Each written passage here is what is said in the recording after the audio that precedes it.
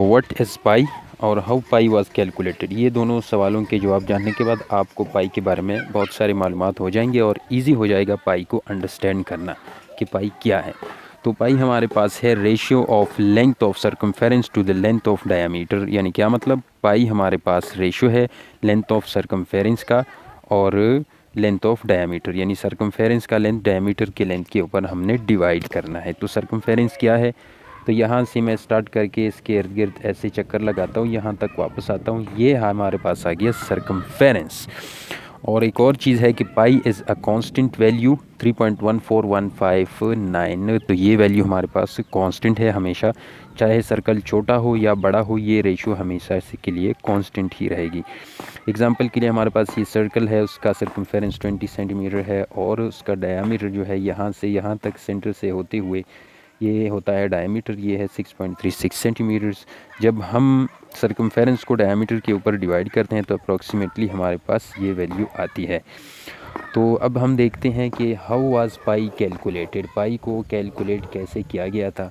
तो पुराने वक्तों में जब पाई को कैलकुलेट किया गया था तो उन्होंने कहा कि पाई जो है वो हमारे पास बराबर है 22 डिवाइडेड बाई 7। इसका क्या मतलब है, अगर ये हमारे पास सर्कल है, इसके सर्कमफेरेंस को 22 इक्वल पार्ट्स में डिवाइड करेंगे तो इसके 7 पार्ट्स के बराबर जो है वो हमारे पास डायमीटर होगा।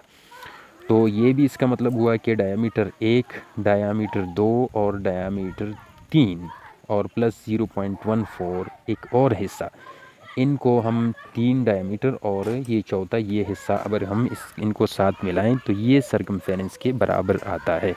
तो फिर हम कह सकते हैं कि सर्कमफेरेंस जो है हमारे पास 3 डायमीटर प्लस 0.14 डायमीटर एक और हिस्सा 3 पॉइंट, तो ये बन गया 3.14 डायमीटर का हिस्सा।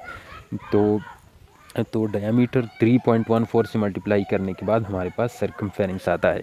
तो ये था 22 डिवाइड बाई 7। अब चूँकि मॉडर्न कैलकुलेटर्स और कंप्यूटर्स आ गए हैं तो उन्होंने एक वैल्यू कैलकुलेट की है 3.14159 और ये वैल्यू इस तरह जाते जाते जाते आगे जा रही होती है और कभी भी ये रुकती नहीं है, मूविंग फॉर एवर है ये वैल्यू और हमेशा के लिए जाती रही है। सुपर कंप्यूटर के ज़रिए 31 बिलियन डेसिमल प्लेसेस तक ये कैलकुलेट की गई थी लेकिन ये वैल्यू नहीं रुकी, इसलिए ये जो है ये वैल्यू जो है इरेशनल है और करेक्ट वैल्यू इसकी ये है और इसको भी वो अप्रॉक्सीमेटली इक्वल टू लेते हैं। तो ये जो है ये पहले वक्त में ये यूज़ होता था, आजकल ये यूज़ नहीं हो रहा। तो 22 डिवाइड बाई 7 जो है वो हमारे पास इसके बराबर नहीं है, वो हमारे पास आता है 3.1420 समथिंग इस तरह आता है, इसकी कम ही आता है। तो पॉइंट टू पॉन्डर ये है इसमें कि पाई की वैल्यू आजकल ये यूज़ हो रही है, सुपर कंप्यूटर के ज़रिए कैलकुलेट की गई है और ये वैल्यू जो है ये इरेशनल वैल्यू है और ये जो यूज़ होता था ये पुराने वक्तों में यूज़ होता था।